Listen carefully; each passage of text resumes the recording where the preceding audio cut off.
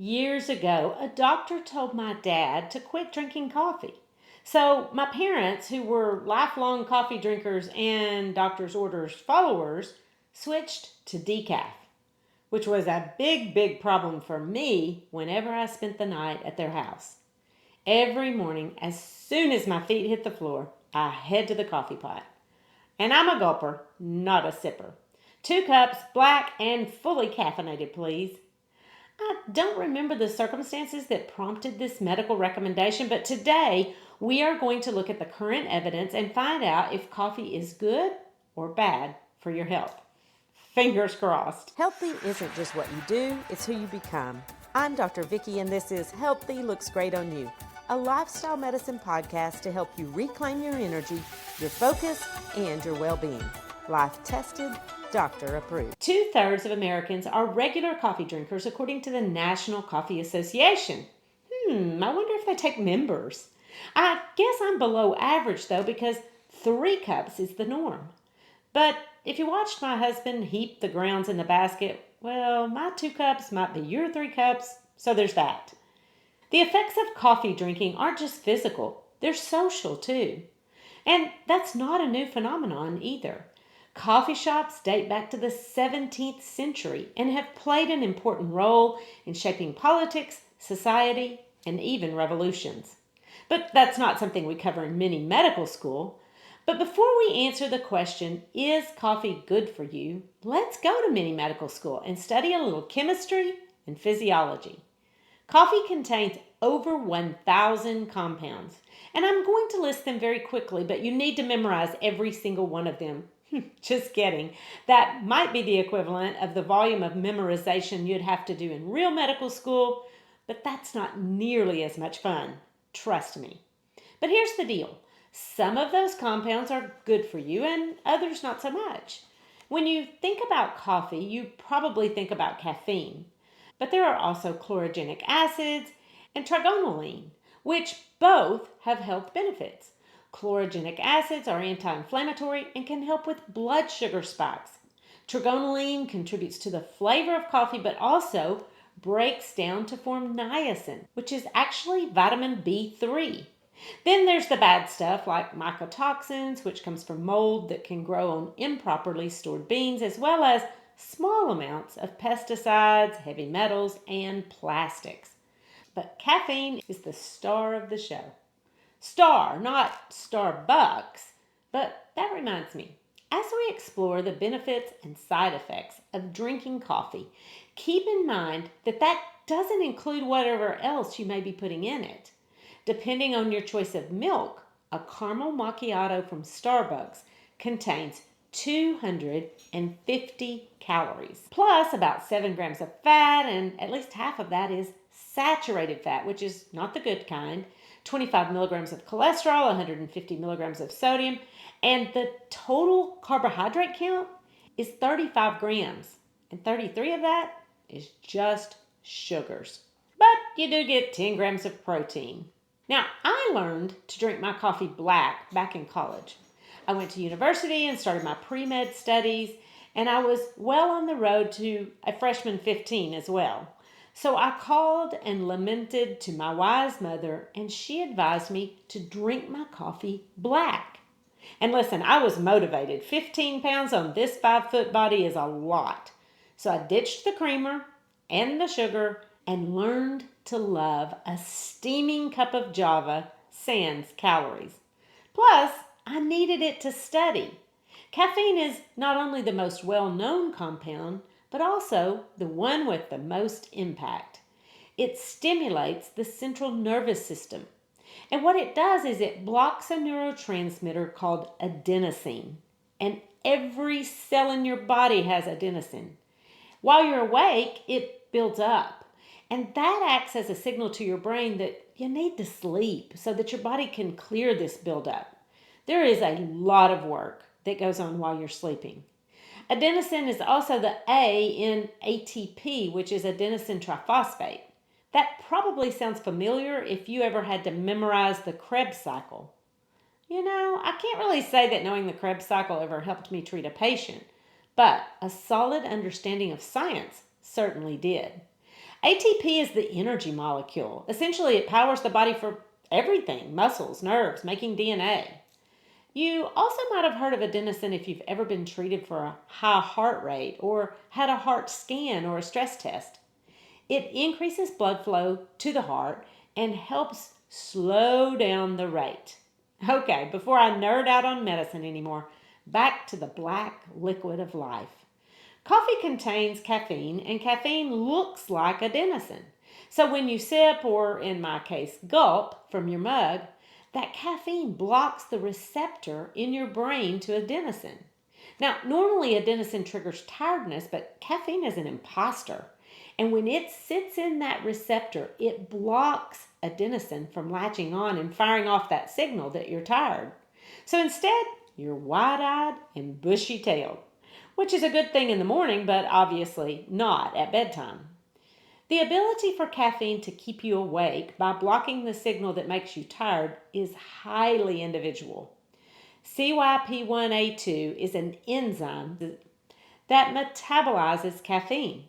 Fast metabolizers and slow metabolizers have genuinely different health outcomes from coffee. So, what is the answer to the original question: is coffee good or bad for you? Well, since I'm an optimist, let's start with the good. Not only is coffee an effective eye opener, but it also affects mood. You've probably seen those coffee mugs that say, "Don't even talk to me until I've reached a certain level of caffeination." Coffee increases alertness and it helps you focus. It can even speed up your reaction time, which is why some cars show a little steaming cup on the instrument panel if the car thinks you need a break from driving. Drinking coffee can improve your memory, and it helps sustain the GPA of many college and medical students. But here's the really important news: coffee drinkers have a lower risk of Alzheimer's and Parkinson's disease. I see a hand raised in the back. What's your question? Oh, you wanted to tell me about your grandmother who regularly drank coffee and still got Alzheimer's. Yeah, it's complicated.